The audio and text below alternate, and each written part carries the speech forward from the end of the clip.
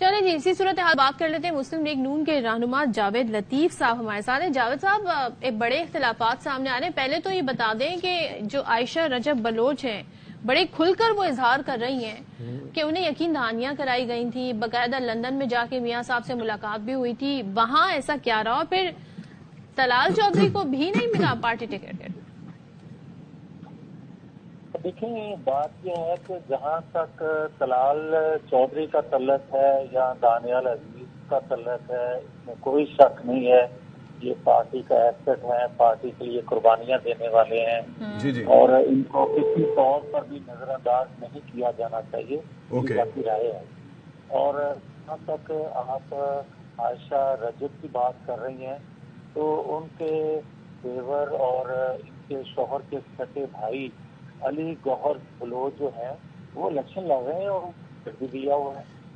اس طرح اچھا جاوید صاحب پلیز ایکسکیوز، ہم آپ کو ابھی فوراً ہی دوبارہ کال ملانے کی کوشش کرتے ہیں کہ آپ کی آواز صحیح طریقے سے لوگوں تک ہم پہنچا سکیں، جو مطمئن نظر ہے آپ کا وہ سامنے آ سکے۔ الیکشنز قریب ہیں۔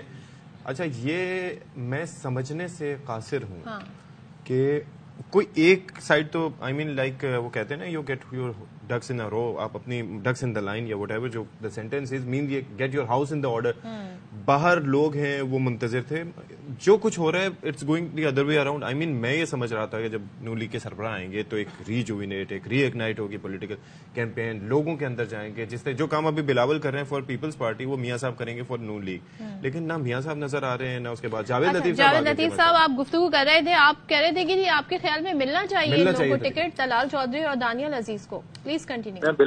بالکل میں کہہ رہا ہوں کہ طلال چودھری، دانیال عزیز یہ پارٹی کا ایسٹ ہیں، انہوں نے قربانیاں دی ہیں، ایک نظریاتی لوگ ہیں، تو میری ذاتی رائے میں ان کو کسی طور پر بھی فراموش نہیں کیا جانا چاہیے۔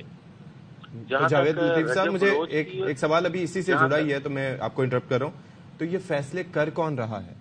اور میں تو خوش ہوں اس بات پہ کہ آپ کو ٹکٹ مل گیا، ورنہ بے محکمہ وزارت کے بعد ہو سکتا تھا آپ کو بھی نظر انداز کیا جاتا۔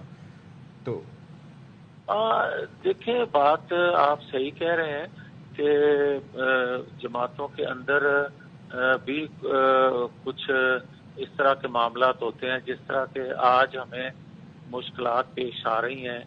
لیکن طلال صاحب تو نااہل بھی ہو گئے تھے، کیا کیا نہیں ہوا، ان کو کیوں ٹکٹ نہیں ملا، کیوں؟ کیا ذرا آپ جواب دیں۔ صدر میں کہہ تو چکا تھا، اب میرا خیال آپ نے سنا نہیں تو وہ الگ بات ہے۔ فیصلے کون کر رہا ہے میاں صاحب، مجھے یہ ذرا بتا دیں، کیونکہ میں اپنی رائے ابھی دے رہا تھا جب آپ کو ہم کنیکٹ کر رہے تھے کہ جب میاں صاحب واپس آئے تھے تو ایوری بڈی واز سیئنگ، کیونکہ 1-2 سال سے ان کا انتظار ہو رہا تھا، تو ایوری بڈی واز اینٹیسپیٹنگ کہ میاں صاحب آئیں گے، پولیٹیکل کیمپین ایک نیکسٹ لیول پر جائے گی، مریم بھی نظر آئیں گی، میاں صاحب بھی نظر آئیں گے، اور جو گھر میں جو ناراض لوگ ہیں جن میں شاہد خاقان عباسی صاحب، دانیال صاحب، مفتاح صاحب، ان سب کو لے کے ساتھ چلیں گے اور ایک نیا نون لیگ ہمیں نظر آئے گی۔ اضافہ ہی ہوتا جا رہا ہے، یہاں پر تو پریشانیاں بڑھتی جا رہی ہیں سر۔ نہیں، پریشانیاں خیر جماعتوں کے اندر اس طرح کا ہوتا ہے کہ اتنی بڑی جماعت میں کوئی ناراض ہوتا ہے، کوئی راضی ہوتا ہے، کسی کی رائے کا احترام اگر نہیں ہوتا ناراض ہو جاتا ہے، کسی دوسرے کی رائے جو ہے وہ بہتر جانی جاتی ہے، یہ ہوتا ہے جماعتوں کے اندر، غصہ، ناراضگی، صلح۔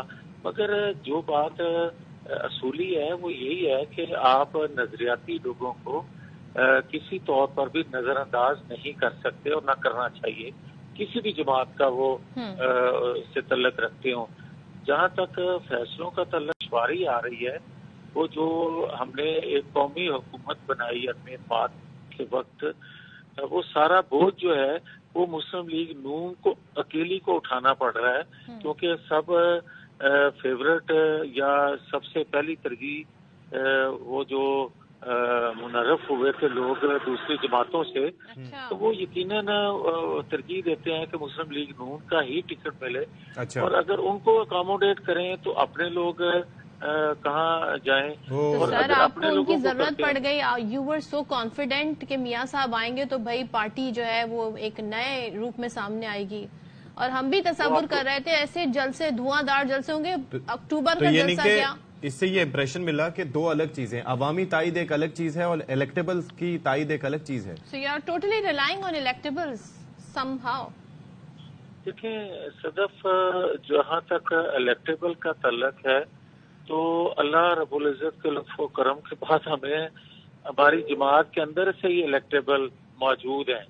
ہمیں کہیں اور سے تلاش کرنے کی ضرورت نہیں ہے. مگر یہ بات حقیقت ہے کہ جو آپ نے عدم اعتماد کے وقت کمٹمنٹس کی تھی ان کو کسی حد تک پورا کرنا مجبوری ہے، ان کو کیا جا رہا ہے.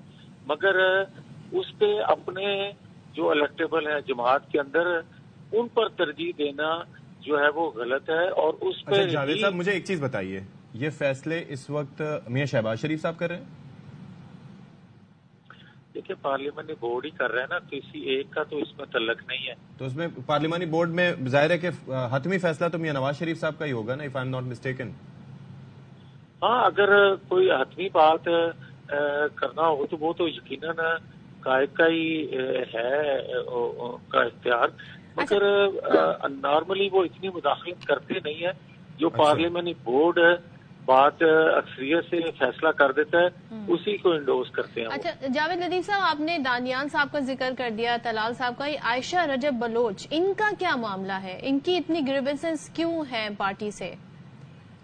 میں آپ سے شاید پہلے کہہ چکا ہوں کہ ان کے شوہر کے سکے بھائی ہیں علی گوہر بلوچ، ان کو ٹکٹ مل گیا وہ اپنے بھائی کی جگہ. اب دیکھیں نا، ساری فیملی کو تو آپ اکاموڈیٹ نہیں کر سکتے کہ آپ، یا تو یہ ہوتا نا کہ ان کی فیملی کو ٹکٹ نہ ملتا، پھر وہ بات کرتی میرے شوہر کی خدمات یا ان کے حلقے میں جو ان کی خدمات ہیں، تو اس کے پیش نظر علی گوہر جو ہے وہ ٹکٹ ہولڈر ہیں. اچھا جاوید لطیف صاحب یہ بتا دیں کہ پارٹی کے جلسے کب شروع ہو رہے ہیں؟ کیونکہ اب یہ تنقید آپ پہ پیپلز پارٹی بھی کر رہی ہے. بلاول صاحب یہ فرما رہے ہیں کہ غالباً میں نے آپ سے پچھلے دنوں بھی سوال یہ پوچھا تھا کہ میاں صاحب اگر چوتھی بار وزیر اعظم بن رہے ہیں تو اتنی ان کا چہرہ اترا ہوا کیوں ہے؟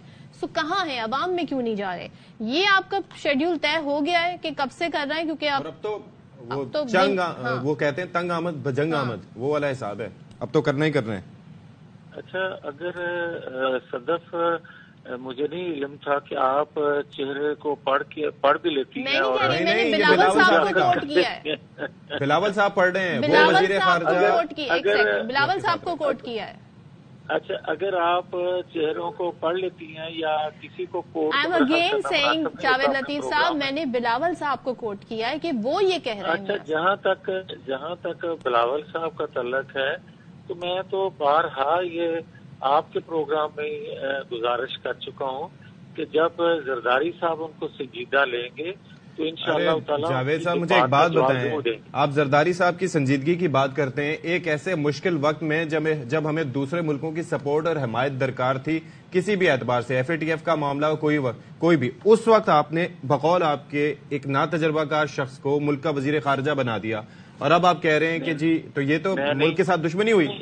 ایک سیکنڈ یار، یہ بات آپ ایسا سوال نہ کیا کریں کہ جو اگلے نے بات نہ کی وہ اپنی پاس سے گھر کے وہ سوال بنا لیتے ہیں. آپ نہیں تو آپ نے کہا کہ ان کو زرداری صاحب سنجیدہ نہیں لے رہے، تو آپ نے اس سے پہلے کیسے سنجیدہ لے لیا ان کو؟ اگر آپ سوال کر رہے ہیں یا میرا جواب لے رہے ہیں؟